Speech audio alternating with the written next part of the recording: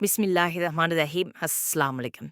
PRA tax return filing के हवाले से आज हमारा 5वां लेक्चर है इसके अंदर मैं आपको बताऊँगी कि हम जो किस तरह से जो हमने टैक्स पे किया उसको क्लेम करेंगे और इसमें हम फाइनल जो टैक्स फाइलिंग अपने सीखेंगे। तो इससे पहले हम 4 लेक्चर कर चुके हैं डिफरेंट जो है ना वो व्यू के हिसाब से डिफरेंट डाटा के हिसाब से। तो चलिए हम आज इसको डिस्कस करते हैं, लॉगिन करते हैं। लॉगिन के लिए पोर्टल तो आपको पता ही है, आपने लॉगिन करना है, इससे एक नोटिफिकेशन आएगा, इसको आपने स्किप कर देना है। स्किप करके तो आपके सामने डैशबोर्ड आ जाएगा। यहाँ पे आपने पहले अपने क्या करना है, ड्राफ्ट ओपन कर लेना है, जो रिटर्न का ड्राफ्ट है हुआ उसको आपने ओपन कर लेना है। जब आप रिटर्न का ड्राफ्ट ओपन करेंगे इस तरह से, तो अब आप यहाँ पे इसको क्लिक करके तो आप इसको जो है यहाँ पे साइड पे आप क्लिक कर लें, साइड पे क्लिक करके आप इसको एडिट पे क्लिक करेंगे तो आपका जो रिटर्न का फॉर्म है वो ओपन हो जाएगा।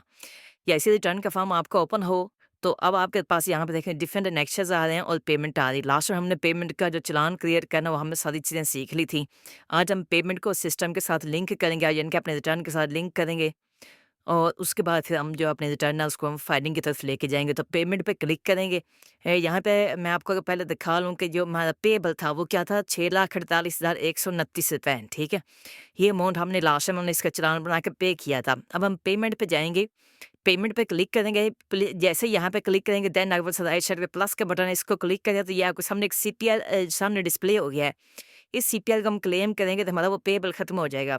अब इस सीपीएल को क्लेम कैसे करना है, आपने देखिए यहाँ पे साइड पे आपके पास जो सेलेक्ट के ऑप्शन है, ठीक है? इसको आप क्लिक करें, यहाँ पे से क्लिक करेंगे, अब यहाँ पे देखिए सीपीएल गायब हो गया, ऊपर आपके पास क्लेम में आ गया। अब वापस आएँ डाटा के फॉर्म पे, तो यहाँ पे आके आप इसको क्या करें, वन बाय वन करके आप इसको कैलकुलेट करें, 2-3 दफ़ा आपको कैलकुलेट करना पड़ेगा, ठीक है? जैसे मैं देखिए अभी इसको कैलकुलेट करता हूँ, तो पेएबल से निकल के अमाउंट पेड अमाउंट में आ गया है, यानी कि 6,48,000 रुपए पेएबल से निकल के पेड अमाउंट के अंदर चले गया है, ठीक है? यानी कि ये अब ये हमारा जो पेएबल अमाउंट थी वो हमारी पे हो चुकी है, हमारा पेएबल मज़ीद नहीं है, ठीक? जितनी अमाउंट हमारे पेएबल थी वो हमने सारी पे कर दी, तो वो अब हमारी पेड अमाउंट के अंदर आ गई है। अब क्या करें, आपने इसको यहाँ पे 2 से 3 दफ़ा आपने कैलकुलेट करना है। सिस्टम चूँकि थोड़ा-सा स्लो है, या पीआरए का वैसे ही आज का सिस्टम स्लो हुआ हुआ है, इसके ऊपर मतलब बैकएंड पे एरर वगैरह जो भी है, ठीक है? अब इसको कैलकुलेट करने के बाद आप यहाँ पे इसको वेरीफ़ाई करें। अपना यानी कि वेरिफ़िकेशन जो पिन कोड आप वो यहाँ पे एंटर करेंगे, देन आप इसको वेरीफ़ाई कर देंगे। तो आपकी रिटर्न वेरीफ़ाई हो जाएगी। जब आपकी ये रिटर्न वेरीफ़ाई हो जाएगी, देन आप वापस आएँगे अपने डाटा के फॉर्म पे।